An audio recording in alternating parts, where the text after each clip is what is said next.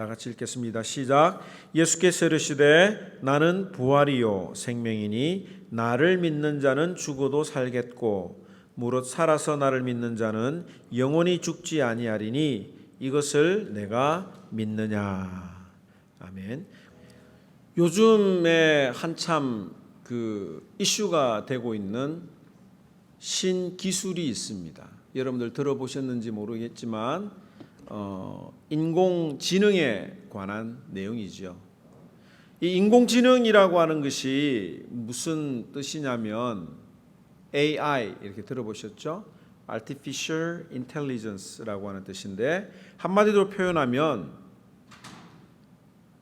옛날에는 사람들이 컴퓨터에다 입력을 해야 뭔가가 이렇게 출력이 됐었어요.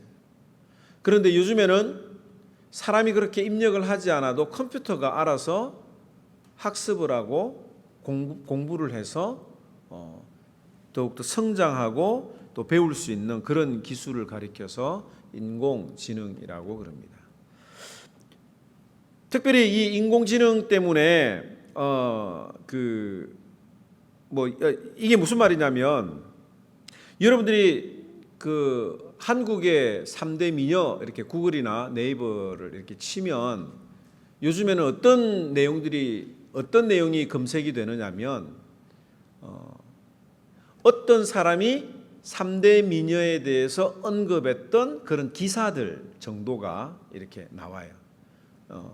A라는 사람이 누구가 3대 미녀 중에 한 사람이라고 생각한다라고 했던 그 기사가 나오는 것이지 컴퓨터가 이 종합을 해서 자기 의견을 내어줄 수는 없습니다. 그런데 요즘에는 인공지능이 적용이 된 챗 GPT라고 하는 것이 있어요.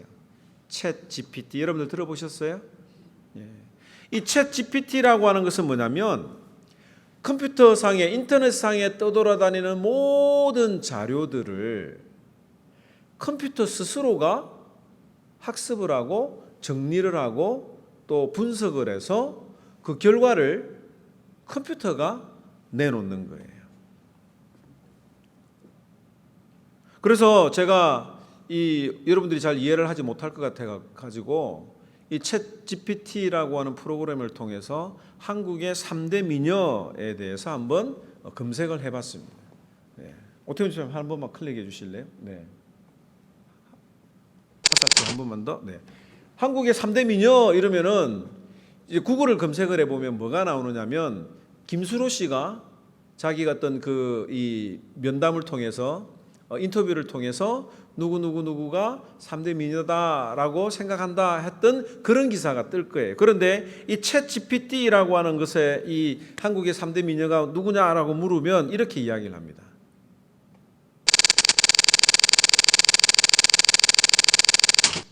아름다움은 주관적인 기준이기 때문에 한국에서 가장 아름다운 여인 3명을 선정하는 것은 어렵습니다.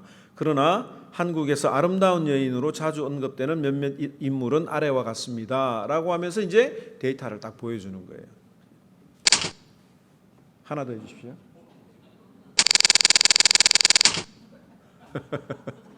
약간 제가 각색을 했는데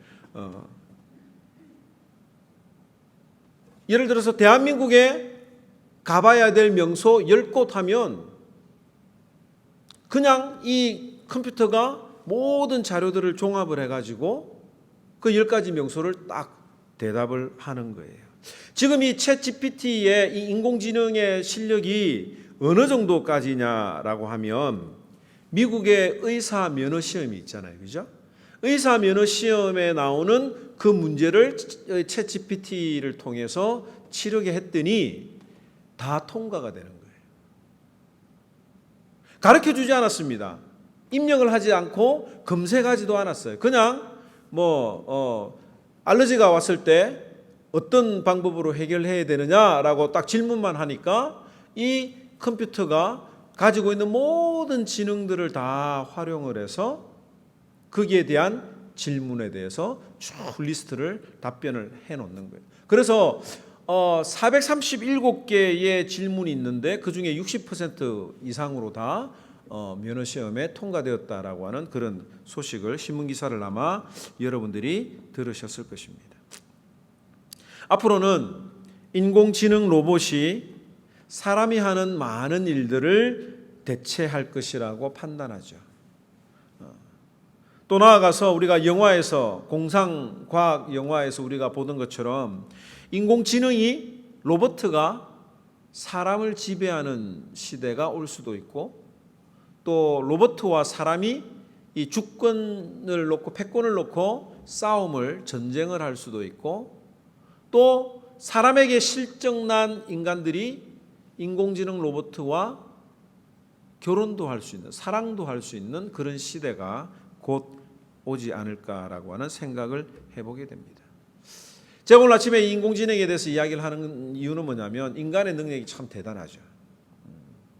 실제로 우리가 30년 전만 해도 핸드폰으로 TV를 영화를 본다는 것을 누가 상상을 했겠습니까?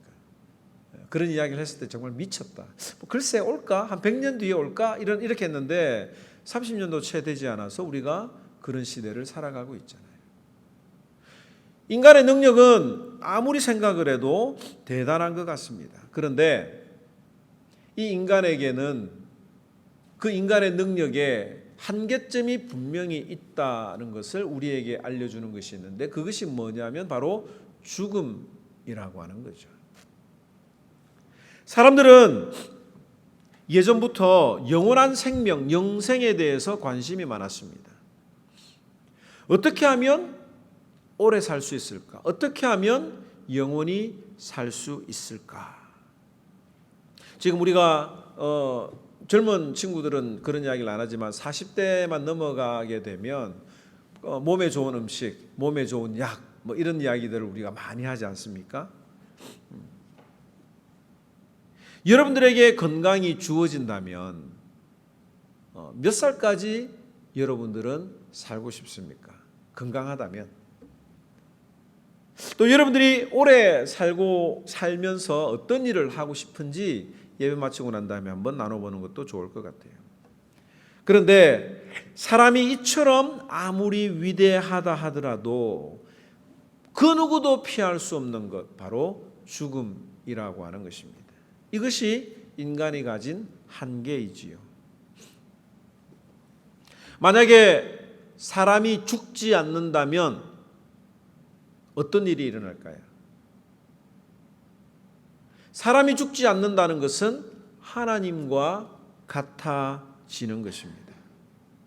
여러분들 창세기 3장 우리 성경공부 주중에 성경공부 시간에 이야기를 나누었는데 하나님께서 범죄한 아담과 하와를 에덴 동산에서 보내시면서 이렇게 이야기를 하십니다. 창세기 3장 22절에 보면 그가 그의 손을 들어 생명 열매도 따먹고 영생할까 하노라. 아담과 하와가 그 에덴 동산에 있으면서 영생나무를 생명나무를 먹으면서 영생을 해서 우리와 같이 될까 하노라고 하면서 이 아담과 하와를 쫓아 보냈죠. 그리고 그 에덴 동산에 천사와 또 불을 두어서 아무도 어떤 인간도 들어올 수 없도록 막았다라고 하는 것입니다. 만약에 우리가 죽지 않는다면 우리는 하나님과 같은 그런 존재가 될 것이고 교만해질 수밖에 없는 것이죠. 아무튼 인간은 이 죽음 앞에서 겸손해질 수밖에 없습니다. 언제 죽을지, 어떻게 죽을지 아무도 모르기 때문이죠. 그리고 죽음 앞에서 우리 인간이 할 수 있는 것은 아무것도 없습니다. 오늘 이 본문에 보면 사랑하는 남동생을 잃은 한 여인의 이야기가 나옵니다. 이 여인의 이름은 마리아와 마르다였고 이 남동생의 이름은 나사로였어요. 이들은 예수님과 제자들이 자주 들렸던 곳이고 또 그곳에서 예수님과 제자들에게 식사를 대접할 만큼 친밀한 관계였다라고 성경은 이야기를 하고 있습니다. 예수님께서 사랑하시는 그의 마리아와 마르다라고 이야기를 하고 있죠. 그런데 이 마르다의 남동생이었던 나사로가 병에 걸리게 되었습니다. 그래서 이 누나들이 사람들을 보내어서 예수님은 하나님의 아들이신데 빨리 오셔서 이 나사로를 좀 낫게 해주십시오 라고 소식을 전했어요. 빨리 오셔서 예수님은 하나님의 아들이시기 때문에 예수님이 오시면 이 나사로가 분명히 살 줄로 믿습니다. 빨리 오세요 라고 하는 전가를 보냈습니다. 그런데 예수님께서는 이 소식을 듣고 바로 가셨을까요? 아니면은 천천히 가셨을까요? 오늘 이 성경을 읽어보지 않았지만 이 소식을 듣고 빨리 가지 않으셨습니다. 예수님은 지금 어디 계시냐면 예루살렘에 계시고 이 나사로가 살던 집은 베다니라고 하는 곳인데 오늘 이 성경에 보면 오리도 채 되지 않는다고 이야기를 하고 있어요. 이 오리도 채 되지 않는다는 이 말은 뭐냐면 2마일도 안 되는 거리입니다. 우리 교회에서 제일 가까운 데 사는 우리 김사범 집이 한 2마일 정도, 2마일 혹은 3마일 정도 되는데 여기서 거기 걸어가는데 뭐 몇 시간 걸리겠습니까? 한 2시간이면 1시간이나 2시간이면 충분히 걸어갈 수 있는 거리잖아요. 그런데 예수님께서는 그 소식을 듣고도 민기적 하셨습니다. 뭐 하루 이틀 지체하신 것이 아니라 성경에 보면 나흘, 4일이나 예수님께서 가지 않으셨다고 이야기를 하고 있어요. 그래서 결국 예수님이 도착하시기 전에 나사로는 죽게 되었습니다. 아니 다른 말로 이야기하면 나사로가 죽고 난 다음에야 예수님께서 움직이셨다라고 하는 것이 더 정확한 표현일 것입니다. 예수님이 베다니에 들어가실 때에 마르다는 이렇게 이야기를 했습니다. 21절 다 같이 한번 읽어볼까요? 시작. 마르다가 예수께 여짜오되 주께서 여기 계셨더라면 내 오라버니가 죽지 아니하였겠나이다. 그 다음에 32절 시작. 마리아가 예수 곳에 가서 배웠고 그 발 아래 엎드려 이르되 주께서 여기 계셨더라면 내 오라버니가 죽지 아니하였겠나이다 라고 마리아와 마르다가 둘 다 이야기를 하고 있죠. 왜 빨리 오시지 않았습니까? 라고 하는 원망의 음성이었습니다. 예수님이 좀 더 빨리 오셨으면 나사로가 살 수 있었을 것입니다 라고 하는 거죠. 왜 빨리 오시지 않았습니까? 절망의 목소리였습니다. 예수님이 살아계실 때 병들어갈 때 오셨으면 낫게 하셨을 수도 있겠지만 죽은 사람을 이제는 예수님이 어떻게 할 수 없지 않습니까? 라고 하는 포기의 절망의 음성이었죠. 그도 그럴 것이 죽은 지 나흘이나 지났다라고 이야기를 했습니다.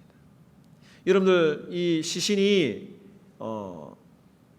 보통 3일 이틀 지나고 3일째가 되면 이 부패하기 시작하는데 그래서 우리나라에는 이렇게 3일장을 치르기도 하고 또 염도하고 향도 피우기도 하잖아요. 근데 나흘이나 지났으니까 서서히 부패해져 가는 어떤 그런 상황, 도무지 살릴 수 없는 완전히 죽었다라고 판명할 수밖에 없는 그런 상황이지 않습니까? 우리는 여기서 한 가지 질문을 던져봐야 합니다. 왜 예수님께서는 빨리 가지 않으셨을까? 누가 다쳤다고 그랬는데 누가 큰 어려움에 당했다고 그러는데 그러면 여러분 우리가 빨리 가서 고쳐줘야 되잖아요. 빨리 가서 도와줘야 되잖아요. 그런데 그렇게 하지 않았던 거예요. 예수님께서 왜 그렇게 하지 않으셨을까? 거기에는 분명한 목적이 있었는데 4절 말씀을 함께 읽도록 하겠습니다. 시작. 예수께서 들으시고 이르시되 이 병은 죽을 병이 아니라 하나님의 영광을 위함이요 하나님의 아들이 이로 말미암아 영광을 받게 하려 함이라. 예수님께서는 이 죽음, 나사로의 죽음을 통해서 분명한 목적이 있음을 알려주셨는데 하나님과 예수님이 영광을 받으시는 것이 목적이라고 이야기를 했습니다. 하나님이 어떤 영광을 받으시기 위하심입니까? 25절 말씀 다 같이 다시 한번 읽도록 하겠습니다. 시작. 예수께서 이르시되 나는 부활이요 생명이니 나를 믿는 자는 죽어도 살겠고 무릇 살아서 나를 믿는 자는 영원히 죽지 아니하리라.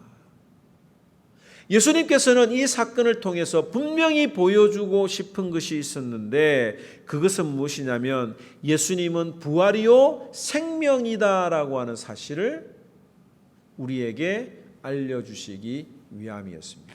예수님은 죽었던 사람도 살리시는 분이다라고 하는 그 영광을 드러내기 위해서 예수님께서는 빨리 가지 않으시고 나흘이나 지난 뒤에 도착하셨다라고 하는 것입니다. 여러분들 중에 누가 완전히 죽었다가 살아난 사람을 본 적이 있습니까? 없죠. 기사는 우리가 들어서 그런 일들이 있다는 기사를 듣긴 하지만 왜 예수님께서는 이 나사로를 통해서 우리에게 자신이 생명이요 부활이시다라고 말씀하셨을까? 사람들은 부활에 대해서 이렇게 설명을 하면 또 영원한 생명에 대해서 설명을 하면 잘 이해를 못하죠. 더더군다나 이 예수님이 살던 그 시대의 사람들은 의학적으로 과학적인 기술이 많지 않았기 때문에 부활한다, 영생한다 이런 어떤 생각들을 하는 것이 참 쉽지 않았습니다. 그래서 예수님께서는 이 나사로의 죽음을 통해서 다시 살아난다는 부활이 이런 것이구나라고 하는 것을 사람들에게 보여주신 것입니다. 예수님은 생명의 주관자이심을 많은 사람들에게 보여주셨습니다. 나사로야 일어나라고 하는 그 음성 앞에 순종해서 걸어나오는 그 나사로의 모습을 보면서 부활이라고 하는 것이 저거구나. 죽었다가 다시 살아난다고 하는 것이 저거구나. 영원히 산다라고 하는 것이 저 예수님을 믿으면 생명을 주관하시는 그 예수님을 믿으면 우리도 저렇게 살 수 있겠구나라고 하는 것을 알려주시기 위해서 이 사건을 보여주신 것입니다. 여러분들 우리는 예수님의 자기 선언에 대해서 배우고 있죠. 이 예수님의 자기 선언에는 점진적인 그 내용이 그 깊이가 더 깊어지고 있다고 하는 것을 우리가 말씀을 통해서 배웠습니다. 다시 한번 반복합니다. 나는 생명의 떡이다. 이 말은 무슨 뜻입니까? 인생에게 먹는 것보다 더 중요한 것이 있는데 그것이 영혼의 문제다라고 하는 거예요. 그 문제를 해결하는 자가 바로 예수 그리스도다. 그 다음에 나는 세상의 빛이다라고 이야기를 하셨습니다. 그 영혼의 문제는 죄가 해결이 되어야 되는데 그 죄를 용서하는 분이 바로 예수 그리스도다라고 하는 것에 대해서 선언했습니다. 그 다음에 세 번째 나오는 게 뭡니까? 나는 양의 문이다. 죄 문제를 해결한 사람들은 예수 그리스도 안에 들어와 있어야 한다. 소속감에 대해서 이야기를 하고 있죠. 그 다음에 우리가 지난 시간에 살펴보았던 나는 선한 목자다라고 하는 것은 무엇입니까? 내가 너희를 어디로 가든지 너를 지켜주고 책임지는 목자다라고 하는 것을 이야기를 해 주셨습니다. 그러면 나는 부활이요 생명이다라고 하는 이 예수님의 자기 선언은 무엇을 이야기를 하는 겁니까? 내가 너를 책임져주고 내가 너를 지켜주는데 영원토록 너를 지켜주겠다라고 하는 우리 주님의 말씀인 것입니다. 나는 너희를 영원토록 지켜주는 목자다. 죽음이 너와 우리를 갈라놓지 못한다. 이 사실을 오늘 이 말씀을 통해서 예수님께서는 우리들에게 하시고 있는 것입니다. 그러면서 우리에게 이야기를 해요. 26절에 보면 무릇 살아서 나를 믿는 자는 영원히 죽지 아니하리니 따라서 합시다. 이것을 내가 믿느냐? 예수님이 지금 여러분들에게 이야기를 하는 거예요. 나는 부활이요 생명이니 나를 믿는 자는 죽어도 살겠고 무릇 살아서 나를 믿는 자는 영원히 죽지 아니하리니 예수님이 여러분들에게 묻는 거예요. 너희는 이것을 믿느냐? 여러분들은 이 부활이요 생명 되시는 예수 그리스도를 믿으십니까? 우리가 이 예수님의 부활에 대해서 세 가지로 나누어서 우리가 한번 생각을 해보면 좋을 것 같아요. 첫째는 역사적인 부활입니다. 예수님의 부활을 우리가 믿어야 돼요.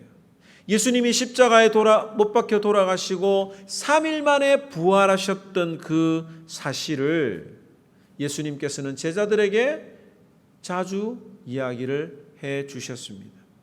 그런데 제자들도 마찬가지로 예수님이 다시 살아난다? 여기에 대한 개념이 없었어요. 예수님이 십자가에 못 박혀 돌아가셨던 그 순간에도 이 제자들은 예수님이 부활할 것이다 라고 하는 생각을 단 한 번도 하지 않았습니다. 예수님이 부활하셔서 엠마오로 두 제자가 걸어가고 있을 때 부활하신 예수님이 나타나셔서 그들과 함께 길을 걸어가는데도 이야기를 나누는데도 이 제자들이 예수님이 부활하셨다라고 하는 사실을 모를 정도였습니다. 제자들은 예수님이 십자가에서 돌아가셨을 때 이렇게 생각했어요. 예수님도 이제 다른 인간과 다름없이 죽음 앞에서 어쩔 수가 없구나, 실패했구나라고 생각을 하는 것입니다. 그래서 낙심해서 각기 고향으로 뿔뿔이 흩어졌죠. 그런데 부활하신 예수님께서 그들에게 나타나셔서 그들과 함께 시간을 보내시고 예수님 다시 살아나심을 보여주셨을 때에 그때 이 제자들은 예수님께서 나사로를 살리셨던 그 장면을 기억하기 시작했던 것입니다. 맞다. 예수님이 죽었던 나사로를 살리셨던 것처럼 예수님 스스로가 부활하셨구나. 그래서 제자들은 예수님이 부활하셨다라고 하는 사실을 믿었습니다. 그리고 부활의 증인이 되었던 거예요. 예수님의 12 제자들의 주된 목적이 무엇이었습니까? 하는 일이 임무가 무엇이었습니까? 예수님이 부활하셨다. 그거 증거하는 거였었어요. 예수님이 다시 살아나셨다. 이거 전하는 것이 제자들의 사명이었습니다. 여러분들은 예수님께서 십자가에 못 박혀 돌아가시고 3일 만에 부활하셨다는 사실을 믿으십니까? 확실히 믿기를 주님의 이름으로 축원합니다. 여러분들이 부활하신 예수 그리스도를 믿지 않으면 여러분들의 부활을 믿지가 못하는 거예요. 두 번째 우리가 생각해 볼 문제가 바로 종말론적인 부활입니다. 이건 뭐냐면 나도 부활할 것이다 라고 하는 것을 믿는 거예요. 성경에 보면 예수님께서는 부활의 첫 열매가 되셨다 이런 이야기 들어보셨잖아요. 고린도전서 15장 20절 말씀 우리 다 같이 한번 읽어보도록 하겠습니다. 시작. 그러나 이제 그리스도께서 죽은 자 가운데서 다시 살아나사 잠자는 자들의 첫 열매가 되셨도다. 잠자는 자들의 첫 열매, 죽은 자들의 첫 열매, 부활의 첫 열매가 되셨다라고 하는 것을 이야기를 해주고 있습니다. 이 첫 열매라고 하는 것은 어떤 뜻을 가지고 있습니까? 여러분 아마 집에 나무나 채소나 이런 것들을 다 키워보셨을 텐데 한 농부가 과일나무를 심었습니다. 그런데 그 과일나무가 죽었는지 살았는지 어떻게 알 수 있습니까? 거기에 자그마한 싹이 하나 나는 거예요. 그리고 첫 열매가 딱 하나 열리게 되면 어떻게 생각합니까? 이제 곧 이 나무에 열매가 맺히겠구나라고 하는 것을 알게 되잖아요. 이 부활의 첫 열매라고 하는 것은 예수님이 처음 부활하신 그 사건을 보니까 예수님이 부활하신 것처럼 우리도 마지막 날에 부활할 것이다라고 하는 것을 믿고 생각하는 거예요. 완전히 우리의 육신이 썩어져 흙으로 돌아가도 우리의 육체는 반드시 회복될 것이다 라고 하는 것이 오늘 이 성경을 통해서 우리들에게 주는 말씀입니다. 죽는 순간 우리의 영혼은 하나님 곁에 가 있지만, 예수 믿지 않는 자들은 영원한 지옥에 들어가지만, 마지막 종말의 때가 되고 예수 그리스도께서 부활하실 때 우리의 이 땅에 썩어졌던 흙으로 돌아갔던 우리의 모든 육체가 부활해서 예수 그리스도를 완전한 모습으로 만나게 될 것이라고 하는 것이 바로 성경이 우리들에게 가르쳐주고 있는 메시지지요. 역사적인 부활, 예수 그리스도가 부활하셨다. 그 다음에 종말론적인 부활, 나도 예수님처럼 마지막 날에 부활할 것이다. 그 다음에 세 번째로 생각해야 될 것, 개인적인 부활입니다. 26절 말씀 다시 한 번 더 읽어볼까요? 시작. 무릇 살아서 나를 믿는 자는 영원히 죽지 아니하리니 이것을 내가 믿느냐. 이 말씀은 무릇 살아서 나를 믿는 자는 영원히 죽지 않는다. 이 말은 예수님이 다시 오실 때에, 재림하실 때에 죽지 않고 예수님의 재림을 목격하는 자들에 대해서 말하는 겁니다. 죽은 자들은 예수님께서 부활을 시키는데 살아있는 사람은 죽였다가 다시 부활할 필요가 없잖아요. 예수님이 오실 때에 죽은 자, 살아있는 사람들은 그대로 하나님을 만나게, 예수님을 만나게 될 것인데, 그때 죽음을 보지 않고 영원히 살 것이다 라고 하는 것을 알려주는 말씀이에요. 그런데 저는 오늘 이 말씀을 우리가 이렇게 해석을 해도 좋을 것 같습니다. 우리가 살면서 죽고 싶을 만큼 힘든 일을 당할 때가 있잖아요. 그러나 그 가운데서도 주님은 내가 영원토록 실패하지 않도록 나를 지키시고 인도하시는 분이다 라고 하는 것을 믿으면서 그 죽음과 절망과 고통 가운데서도 다시 일어나기를 원하는, 날마다 새로워지고 날마다 그리스도와 함께 살아나는, 나를 살려주시는 그 예수님을 우리가 고백을 하고 믿으면 좋겠습니다. 그 첫 번째, 두 번째, 역사적인 종말과 역사적인 부활과 종말론적인 부활을 믿지 않으면 이 세 번째 부활을 믿을 수가 없는 거죠. 하나님께서는 우리들을 늘 지켜주시는 분이라고 했습니다. 어떠한 상황 가운데서도, 죽음 가운데서도 우리를 지켜주시고 살려주시는 분이라고 시편 121편에 말하고 있습니다. 우리 이 말씀을 한번 다 같이 읽으면서 하나님, 이 말씀은 정말 주님의 살아있는 약속입니다 라고 하는 마음으로 함께 읽도록 하겠습니다. 시작. 내가 산을 향하여 눈을 들리라. 나의 도움이 어디서 올까?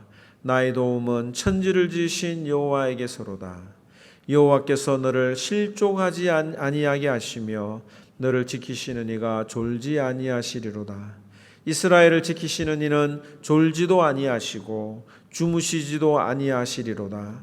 여호와는 너를 지키시는 이시라. 여호와께서 내 오른쪽에서 내 그늘이 되시나니 낮에 해가 너를 상하게 하지 아니하며 밤의 달도 너를 해치지 아니하리로다.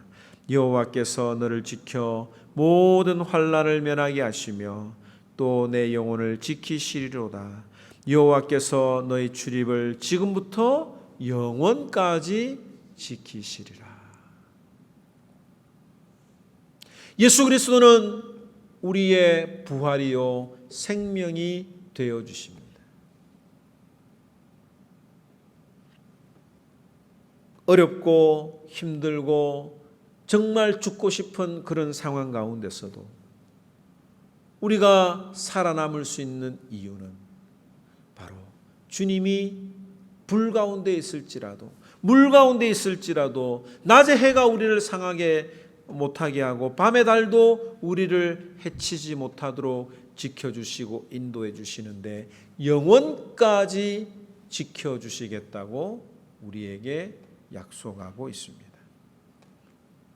오늘 이 말씀을 기억하시면서 나는 죽을 사람이 아니다. 나는 매일매일마다 예수 그리스도와 함께 살아날 하나님의 자녀다라고 하는 사실을 우리가 기억을 하면서 우리 찬양 시편 121편 찬양 한번 고백하도록 하겠습니다.